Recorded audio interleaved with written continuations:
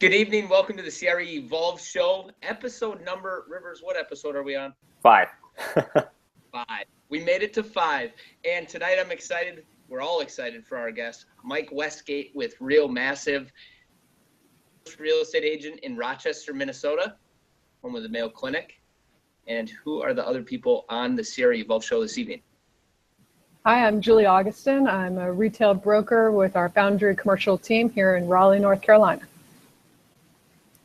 I'm Rivers Evans. I'm a commercial broker in Charleston, South Carolina with ERC Commercial. And Bucky already introduced me, but I'll say hello. I'm Mike Westgate. I'm the head of marketing at RealMassive based in Austin, Texas. Awesome. Thanks for joining us, Mike. We like to start off our show with what we call the CRE Wild. And what that is what are you seeing out there on the internet, in your business? Something we're sharing with our viewers related to commercial real estate tech, anything along those lines. We'll start, I'll go ahead and start it off. I guess one thing that I'm seeing is there's a lot of updates coming on different apps, and I use these apps for marketing my own personal business. And so it seems like there's definitely a land play related to, and I call it a land play, but people trying to get our attention on Twitter, Instagram, and Snapchat. And just today, Instagram updated it so that you can send messages and videos much easier to people that are following you. And it's just interesting to see that play, as Snapchat has obviously grabbed a lot of attention here in the last couple months. What do you got, Julie? Sure. For CRE Wild this week, it's wanted to continue what we talked about briefly last time on our show, and that was about Duke Long calling out the ladies of the industry, and just real timely. Mike Westgate and RealMassive just featured Diane Danielson. It was an excellent blog post, which Mike, I think you said is going to be a continuing series. Mm-hmm. Yes, Julie will be a guest at some point here soon too. Excellent. Can you say anything else about the series? Yeah, it's really driven by our marketing manager, she's just fantastic. She's an emerging and growing leader in her role. She wants to learn from folks in and out of the industry, best practices on women in leadership, what resources and groups and mentors that they leverage, best practices and advice for building a career, building competencies and so forth. And she's just going to continue the series and see where it goes. Well, great. No, I really enjoyed it. Keep it going. Thank you. And how about yourself, Rivers? What are you seeing in the CRE Wild? My topic is a little bit more controversial. It is, what does President-elect Trump, what does his administration have as an effect on the commercial real estate space? And what I'm seeing out there, I saw actually a great article today from Real Estate Tech News, and they covered some of the positives, increased infrastructure spending, more jobs, everything like that. They didn't really cover some of the negatives, some of the uncertainties out there that we could see. We could see an increased risk of a recession. We know that they're going to punt the Fed rate hike. We also know that there's a chance that we could have tariffs imposed on us because of ignoring climate change policies. We could see a short-term stimulus rather than a long-term sustained growth, and that could produce budget deficits, and either way we're probably going to see some trade deficits. So it's really uncertain. It could be great for the next 4 years, or we could dip into a recession. We don't know at this point. What we're probably going to see either way, we are going to see more money flooding into the U.S. from foreign investors because they're still going to see us as a safe haven. We're probably going to see more money pouring into primary markets because that's a safer place than tertiary markets or secondary markets. Awesome. And Mike, your turn to lighten it up. Yeah. What are you mine's a little less CRE specific Wild? to commercial real estate, but it's more in kind of tech and marketing. If you notice, Twitter has been a fast follower in a lot of their features, and they just added moments to their feed for brands and individuals. If you notice, it's stories is kind of this concept within social. Instagram has it, obviously Facebook has it, and now Twitter is following, where you can either create a story around a hashtag, around your brand, around an event, around a topic, where you can tag different tweets, images, quotes, and so forth, and basically tell an entire story or a commercial or some sort of event and kind of editorialize it. So I thought that could be really interesting for commercial real estate pros, telling a bit more of a story than just static information on availabilities, or tell the story about their firm or their past experience and so forth. Be anxious to see if it's adopted quickly. And like we all know, it seems like the CRE ecosystem is more so on Twitter and not following me on Snapchat, unfortunately. We'll get there, Bucky. We need a tutorial. There we go. All right, so let's start it off. I'm excited to learn more about RealMassive.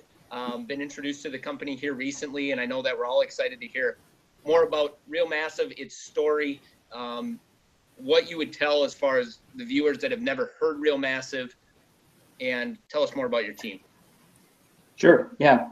Well, I will start from the beginning. One of our co-founders for a prior venture was walking around downtown Austin looking for office space, literally reading building signs, and then inputting addresses into his phone. And 6, 7, 8 buildings in, he can't find anything. And he's going, okay, what is going on here? So he started asking a couple brokers in town, and they said, oh, well, you have to go through CoStar, you have to go through LoopNet, you got to find a broker that has the right access level for your market. He said, okay, well, do you have any recommendations? Then he had trouble finding a broker that would represent him because he was only looking for about 1,500 square feet. So he thought, well, this is a huge arbitrage opportunity. There's got to be a new modern way to do things. And that's how we were birthed, essentially, is the open data, digital connected marketplace for commercial real estate. We believe in the democracy of data. Information shouldn't be hidden. It shouldn't be trapped behind paywalls. If it is, it's going to become stale and inefficient. So we have created a connected marketplace where we're connecting data points, which are people, firms, organizations, and then, of course, properties. It's always going to be free to list and search. But we are a freemium model, and the subscription adds marketing capabilities and analytics capabilities on top. Awesome. And what markets are you in right now? Well, we have data coverage of various extent in about 33 markets. Some are more mature than others. Obviously, Austin's very mature. We have a lot of data in Atlanta and Dallas and Houston. We are coming to Charleston next week. Hopefully, we'll be in Rochester soon, and then also in Raleigh to see Julie. We have slightly altered our strategy in terms of launching markets. We were originally kind of focused on the big markets, but recognize that professionals like yourselves have kind of raised their hands and said, can you come to my market? We need a better solution for brokers. We don't like the service we're getting from current data providers, and we're willing to collaborate on something better if you could provide it. So that's how we're doing it. We're going in and installing mini marketplaces in these markets that are asking for us. So we're looking at Salt Lake, Charleston, Raleigh, Orlando, Vegas, Albuquerque, Phoenix, Tucson. I mean, you name it. These markets that aren't kind of top tier, heavy, expensive media, seem more apt to adjust and change and adopt quickly. Julie, what questions would you have for Mike? Well, I think one of my favorite conversations, Mike, that we've had is the discussion that you had with a named broker of saying, all right, how are we going to have better views of our property? And the discussion was, well, we're going to send out more email blasts, and we're going to add a sign to the property. And I just... And have an open house. That was the third option. Oh, and yes, and have an open house. Those were really the only 3 options. And, I'm continuing to learn from you as far as what other options RealMassive is creating for us as brokers and for the community, for the ecosystem. And so just if you would share that. Yeah, certainly. I mean, those answers alone would cause most folks to face palm, but then you recognize there's so much ground to gain and so much opportunity out there to help people understand the power of digital and social and search. As we know, you look across any other industry, it's happened. It's happened in residential real estate, it's happened in retail, it's happened in travel, it's even happened in healthcare, which is the most regulated and private industry you can imagine. But people are going online, they're searching for information, they're sharing information, they're creating content in social. So we want to just match the trends of how people consume. 78% of commercial real estate searches start with Google. So if you kind of read between the lines, we need to give people a very accessible and search optimized way to present their properties, their firm, and their people. So when we do that in an open connected marketplace, it drives more views, more visibility, and more social sharing opportunities as well. And Rivers, what type of questions would you have for Mike and his team? My question is, I guess, less on RealMassive and more about you in particular. You come by tech, honestly, you worked at Microsoft and you worked at some other reputable companies. But what really made you decide to jump into CRE tech? What made you take that leap, and specifically with RealMassive?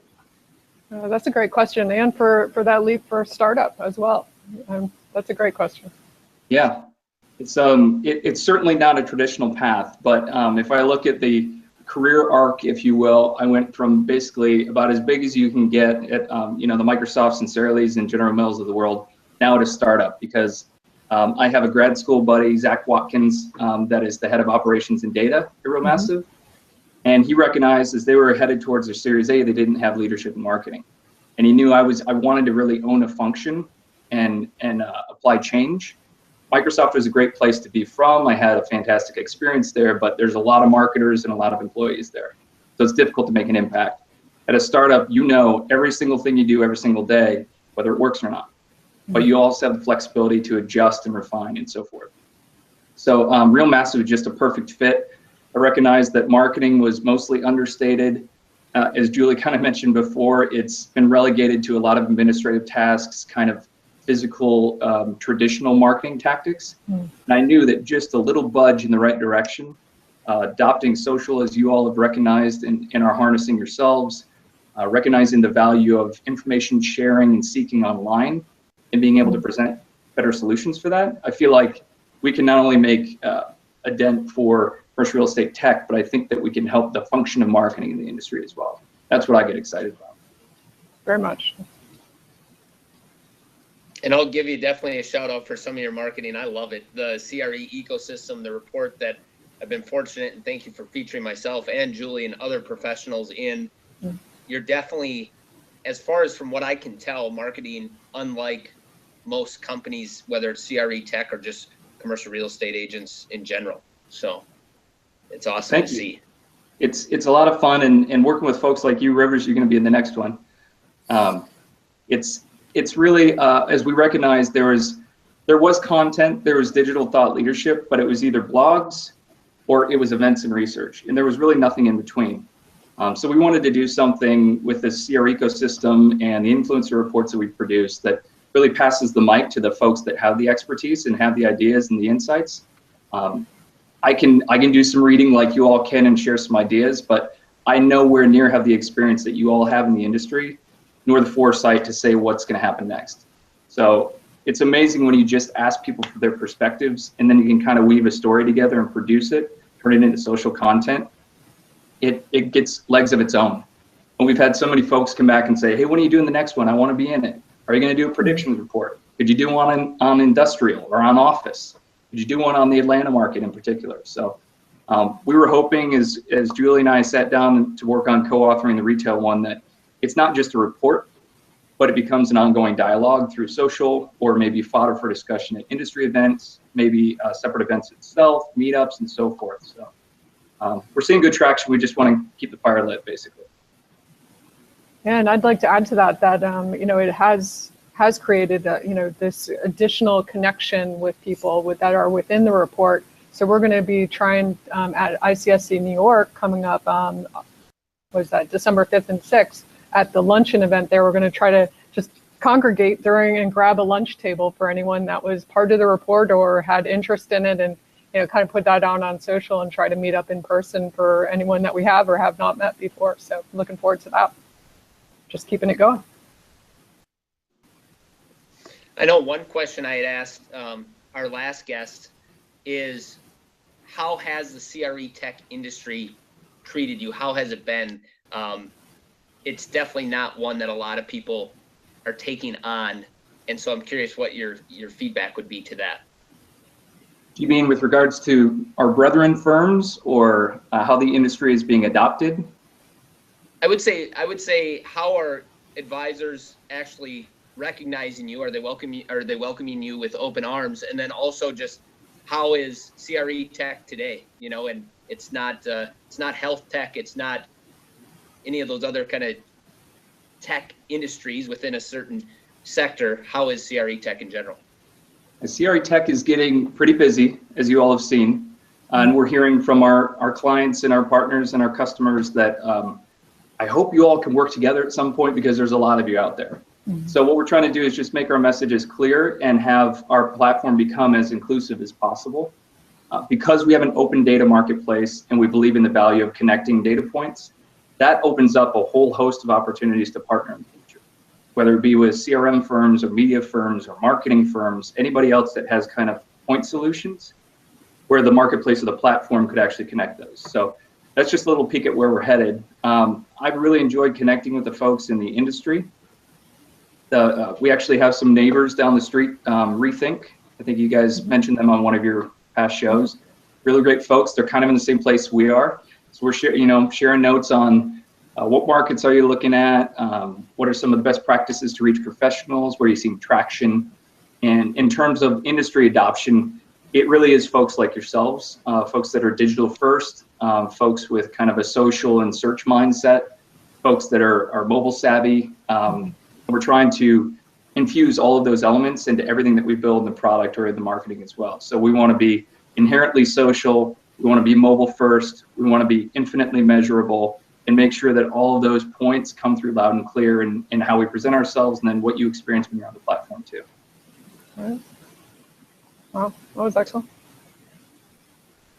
Yeah, I love how you say it's an open platform because, telling my office admin, all right, here's another place we can be putting content on, content being our listings and additional content aside from that, you can see my office admin's eyes. Yeah. Like, oh my God. Oh, here comes Bucky. Now that's a common pain point. As we've canvassed the industry and talked with folks, there's really 3 key common pain points that we hear consistently, all mostly driven by bad service from existing providers. Number 1 is, I don't want another place to have to put my data, because then I'm gonna have to field phone calls from you all, updating it on a frequent basis. So what we're doing is we're taking that off your plate. We'll either pull data off your website manually, we'll do it via API, we'll collect CSVs, we'll collect PDFs, whatever it does to kind of reduce the burden on the pros and the marketing professionals and the administrators in the industry to have to manage yet another location. We also hear, hey, I need to get better at social and digital, but I feel like I've missed the boat. Should I even bother now? Well, if we can help you do that better through our platform, through simple sharing options, through editorialization of your data, then you don't feel like you have to learn an entire function of social marketing. Then the last piece is everybody's begging for more insight and analytics. Whether it be owners or asset managers or investors wondering how their commercial brokerage firms are actually representing them in their properties, they're asking for data, they're asking for analytics. So we're trying to infuse that into the product as well. Make it turnkey, make the reports very easy to pull and share, and then better inform marketing decisions moving forward. Right. Awesome. I always got 100 questions, but I'm going to leave this one back to Julian Rivers. What additional questions would you like to ask Mike and figure out about RealMassive for our brokerage community? Yeah. I think you did an excellent summary. Rivers? I thought it was great, and I'm really looking forward to finding out more in depth, when we sit down in front of the community in Charleston and really display the power of RealMassive. Right. Well, it's going to be all about the community and collaboration. So I look forward to coming. Thank you so much for hosting and making the intros for us. And I guess kind of a general offer to any folks that need a better solution in their market, that we're happy to come in and have a conversation. Thanks for everybody that tuned into this show and learning more about RealMassive. And great thing about all of us, including Mike, reach out to us at any time on any of the social platforms. We'll try to link them up in the comments down below. And officially, we now have a Twitter for the show. Is that what I heard, Julie? Yes, it's CREvolve show. CREvolve was already taken, but not CREvolve show. Awesome. So we can continue to take these conversations outside of this Google Hangout. Thank you, everyone, for joining, and we look forward to our next number 6 CREvolve show coming soon. Excellent. Thanks for having me. Thanks, everyone.